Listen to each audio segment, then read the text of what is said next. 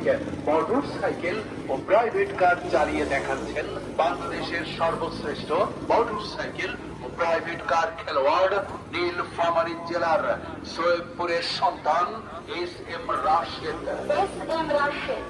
আন্তর্জাতিক game adventure মৃত্যুকূট প্রদর্শনীতে motor সাইকেলের সাথে এখন প্রাইভেট কার খাবেন আনিফ ভাই? কি খাবেন? আইসক্রিম। আইসক্রিম খান।